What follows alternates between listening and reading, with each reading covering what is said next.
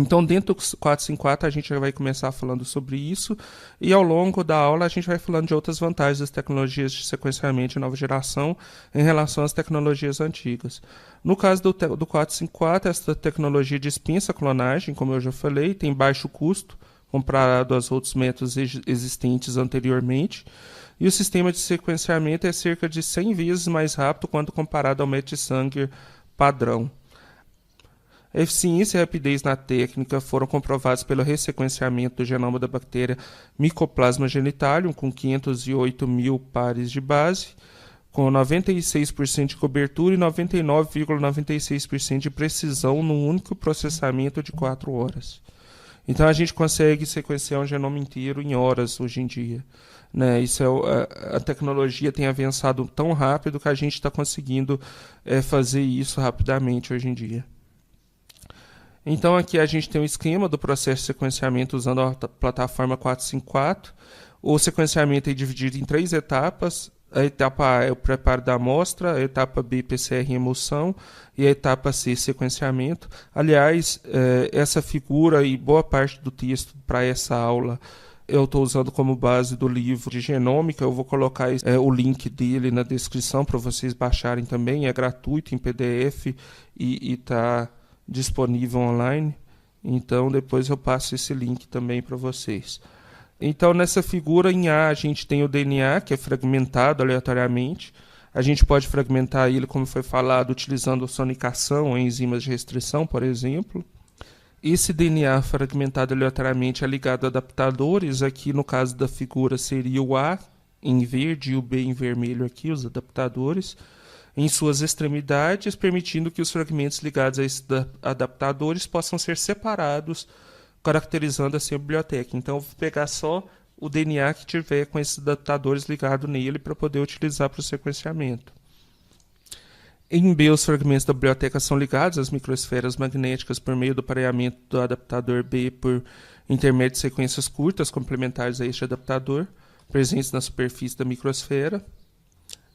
Depois que ele liga na microesfera, o que acontece é que eu tenho um único filamento de DNA se ligando nessa microesfera, por complementariedade.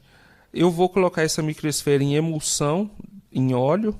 Dentro dessas gotículas ali, onde está essa emulsão, eu vou ter as microesferas ali dentro com o DNA, cada uma delas separado, e ali dentro vai acontecer uma PCR em emulsão que vai amplificar esse DNA até que você tenha a mesma sequência de DNA em todas essas sequências que estão aqui populando essa microesfera.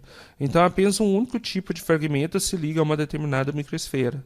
E as microesferas são então capturadas individualmente em gotículas oleosas, onde a PCR emulsão deverá ocorrer, e milhares de cópias do fragmento-alvo são então produzidas nessa fase no interior dessas gotículas.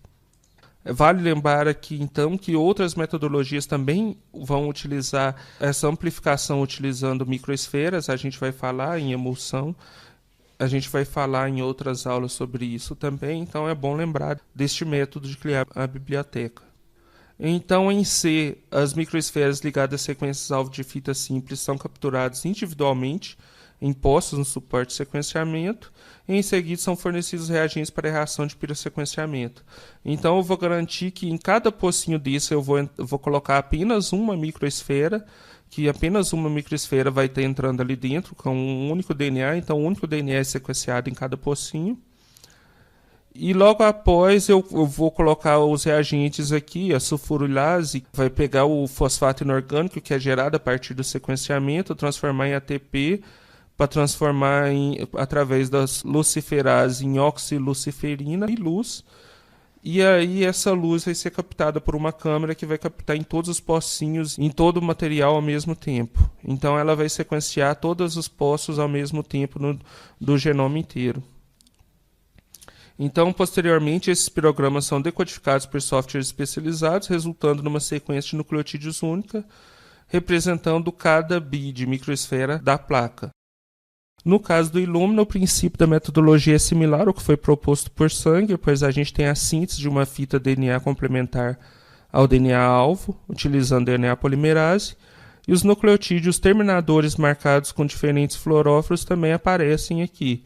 A fluorescência emitida após a incorporação de cada nucleotídeo é registrada como imagem e, no final, através de uma decodificação dessas imagens, tem a sequência de interesse do DNA que foi sequenciado naquele local.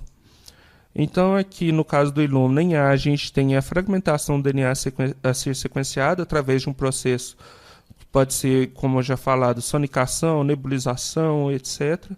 Com posterior seleção dos fragmentos de tamanho apropriado e ligação de adaptadores em ambas as extremidades.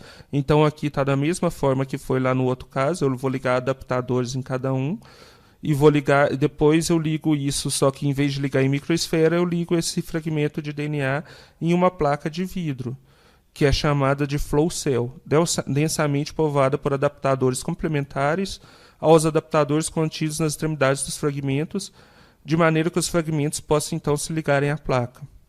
Em si vai ocorrer a incorporação de nucleotídeos não marcados com fluorescência, até que toda a extensão do fragmento seja amplificada. E em D tem-se a formação da estrutura em ponte, que dá nome ao processo de amplificação, que chama-se amplificação em ponte, evidenciando 2 adaptadores presos à placa e outros 2 livres. Continuando em R, ocorre a desnaturação do duplex, então as 2 fitas de DNA ali vão estar separadas, já agora com os adaptadores diferentes ligados a elas. Em F, os adaptadores livres se ligam a adaptadores complementares na placa, iniciando um novo ciclo. Em G, temos o cluster sendo formado, então ali, se em F ele ligou o primer ali, o adaptador serviu de primer para poder fazer a amplificação do DNA com a DNA polimerase. E em G temos o cluster já sendo formado, o qual provavelmente conterá mais de 1 milhão de cópias do mesmo fragmento. Em H adiciona-se os 4 tipos de desoxinucleotídeos terminadores reversíveis contendo fluorófitos, junto com a enzima DNA polimerase, que fará a incorporação do didesoxinucleotídeo apropriado. E aí já começa então agora o sequenciamento, já acabou a fase de amplificação do DNA. E aí ele vai aumentando, vai adicionando esses nucleotídeos um a um aqui e fazendo a leitura da luz. Então a incidência de um feixe de raios laser excita os fluorófilos, proporcionando a emissão de luz que difere em função da base incorporada. Então cada uma vai emitir uma luz de cor diferente. Em seguida efetua-se uma etapa de lavagem para a remoção do grupo bloqueador presente na extremidade 3' junto com o fluorófilo. Então veja que aqui o término da reação é reversível, não é igual no caso do sangue, em que o término da reação acabava com o sequenciamento. Aqui você consegue reverter esse nucleotídeo para ele poder incorporar um novo nucleotídeo à frente.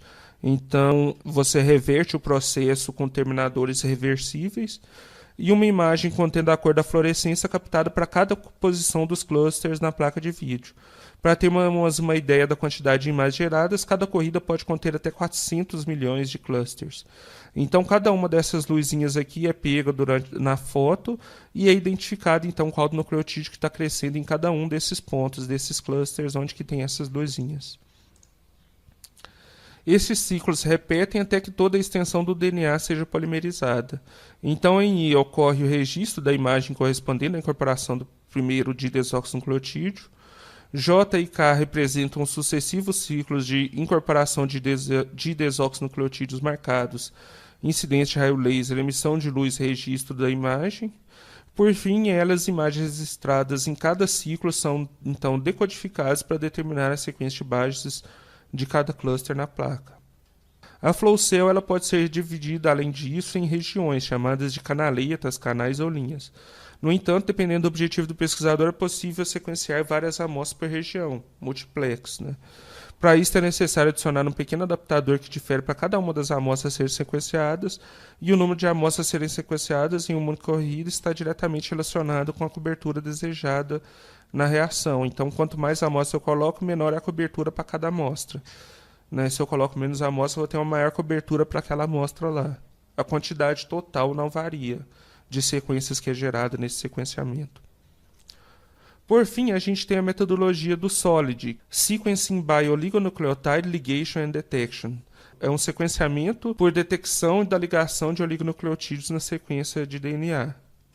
Essa metodologia ela também utiliza a mesma ideia da metodologia do 454, de gerar a biblioteca utilizando BIDs. Teve início no trabalho de McKernan em 2006, sendo implementada para a empresa Applied Biosystems. E o primeiro sequenciador foi liberado comercialmente no final de 2007, mas somente em 2008 e 2009 começaram a ser amplamente utilizados. Então, o que se faz nessa sequência? Ela também utiliza as mesmas bits para poder fazer amplificação do DNA, só que antes de passar para essas bits, a gente pode comentar aqui de como que são feitos fragmentos únicos e biblioteca mate pair. Dois tipos de bibliotecas que são utilizadas de DNA. Na verdade, em algumas tecnologias como o Illumina, até no 454 também pode ser utilizada essa metodologia, mas ela ficou mais famosa dentro do Solid, na época que era muito utilizada por causa do tamanho das sequências, que era muito pequena, então era ideal você utilizar essas bibliotecas diferentes. Tipos de bibliotecas sequenciadas pela técnica de Solid: as de tags únicas e as de tags duplas. Em ambas é preciso primeiro fragmentar o DNA a ser sequenciado e selecionar os fragmentos de tamanho apropriados. Em A, os adaptadores universais P1 e P2 são ligados diretamente na extremidade dos fragmentos. No caso de B, os mesmos adaptadores são ligados nas extremidades, só que a diferença é que a segunda possui um adaptador interno que tem a função de unir dois fragmentos a serem sequenciados. E aí, com isso, a gente tem a informação do tamanho da sequência que tinha entre esses dois fragmentos. Então, a gente sabe qual a distância que existe entre esses dois fragmentos, e isso ajuda no processo de montagem do genoma. Depois de fazer isso, colocar nas BIDs, amplificar o DNA, a gente parte, então, para a reação de sequenciamento, que é uma reação de sequenciamento por ligação. Não é por síntese como nas metodologias anteriores. Então a gente tem aqui um adaptador utilizado no Solid, ele tem aqui o 3' AT, tem 3 nucleotídeos na frente do AT aqui, que pode se ligar a qualquer coisa, N, né? E a gente tem as bases universais aqui no final também, que pode ligar a qualquer coisa, e um fluorófilo em cima. Esta figura evidencia ainda o sítio de clivagem da sonda. O fluorófilo e o sítio que é reconhecido pela DNA ligase, que é o sítio onde estão os nucleotídeos que serão utilizados para fazer o apareamento. E ela funciona da seguinte forma: o princípio da técnica de Solid é o seguinte: 5 etapas distintas, baseando-se em hibridização de sondas fluorescentes, são necessárias para o sequenciamento do DNA molde. Na primeira, em A, temos a ligação da primeira sonda, contendo nesse exemplo de nucleotídeo informativo AT, ao complexo formado por DNA alvo a ser sequenciado, cor cinza, adaptador P1, que é o de cor laranja, e BID microsfera amarela. O adaptador funciona como molde para a hibridização de um primer de tamanho N, né, que é o que tem aqui em cor azul. Então, de forma simples, eu tenho um adaptador com a sequência de interesse, que é a sequência alvo, e eu ligo um oligonucleotídeo ali, onde que na frente dele eu vou ligar um adaptador que tem uma sequência de um dinucleotídeo, AT aqui, por exemplo. Então, só se eu tiver TA nessa posição no DNA alvo é que eu vou ter a ligação do AT aqui nessa posição. E aí, com isso, eu identifico através da cor vermelha ali que foi ligada um AT através da excitação desse fluorófilo, vou gerar essa fluorescência e vou identificar, então, a ligação daquela região ali. Então, em seguida, a DNA ligase faz ligação covalente do último nucleotídeo do primer, que contém um fosfato livre na extremidade 5' adenina, com o primeiro nucleotídeo informativo da sonda, que contém um H livre, conforme pode ser visto na região ampliada. Em B, temos a estação do fluorófilo, que emite a fluorescência, dependendo do dinucleotídeo incorporado, e esta fluorescência é registrada e convertida pela utilização de softwares em cores. Em C, temos a clivagem num ponto específico da sonda, liberando as 3 bases universais e o fluorófilo. Uma nova sonda é adicionada com posterior estação do fluorófilo e clivagem no ponto específico, liberando as bases universais e o fluorófilo. Então, já que eu já li essa sequência que está aqui, eu já sei qual foi o dinucleotídeo que foi incorporado, eu posso agora cortar essa região e continuar a síntese colocando uma nova sonda ligada ali. E aí eu ligo uma nova sonda, faço o mesmo processo de novo, até conseguir encontrar toda a sequência até o fim. Esse passo é repetido, então, inúmeras vezes, até que toda a extensão do DNA molde seja coberta por dinucleotídeos, que é o que é visto em D aqui. E em S, a sequência de DNA dupla fita é desnaturada e inicia-se a segunda etapa de sequenciamento com primer de tamanho N-1. Por que um primer de tamanho N-1? porque a gente precisa saber qual foi o primeiro nucleotídeo aqui depois. Então, num passo mais à frente, a gente vai precisar dessa informação. Esse processo é repetido para as etapas 3, 4 e 5, que utilizam respectivamente os primers de tamanho n-2, n-3 e n-4. Vejam que aqui agora eu estou conseguindo cobrir a sequência inteira, se eu for ver, 2 vezes, porque o mesmo nucleotídeo é sequenciado 2 vezes em todos os postos, exceto o primeiro aqui que está no 0. E aí, combinando os 4 nucleotídeos, temos como resultado 16 nucleotídeos que são representados por 4 cores distintas: vermelho, verde, azul e amarelo. Então eu tenho AA, azul, AC, verde, AG, laranja e AT, vermelho, por exemplo.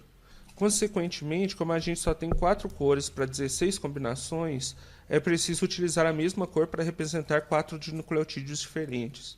E aí a gente gera um problema, então, na hora de identificar a nossa sequência aqui.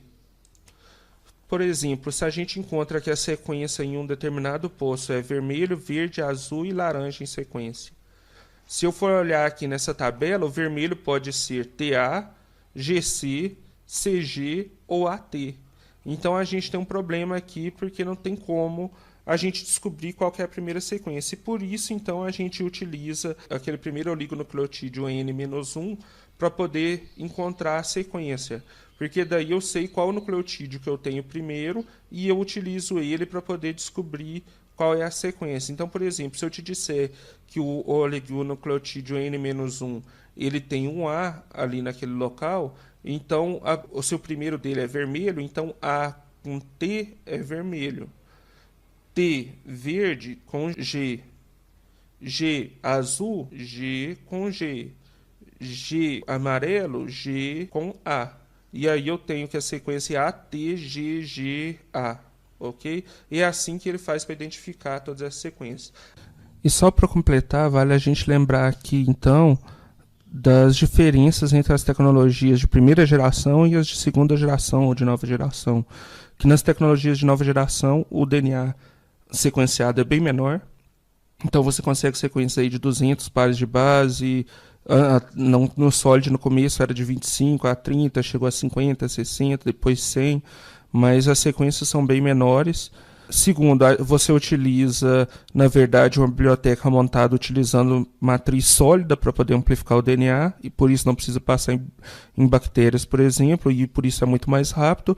Em consequência disso, outras vantagens dela é o preço mais baixo, porque você consegue fazer muitas sequências ao mesmo tempo, em grande quantidade, e sequenciar um genoma inteiro em poucas horas, né, em comparação com o que era feito antes. Então é importante lembrar dessas características da segunda geração. Depois a gente fala da terceira geração também com as características. A gente vai ver todas essas aulas de novo no próximo vídeo, todas essas plataformas, em novos vídeos complementares para poder complementar essa primeira aula, ok?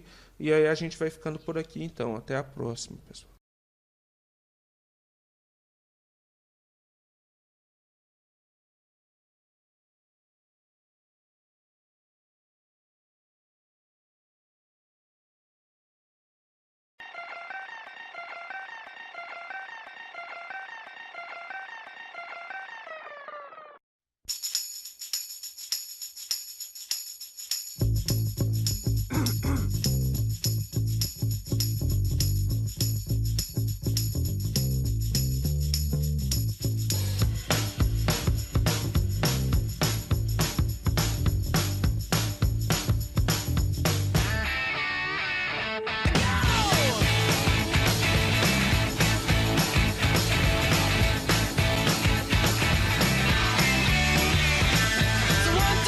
Take my hand and come with me because you look so fine that I really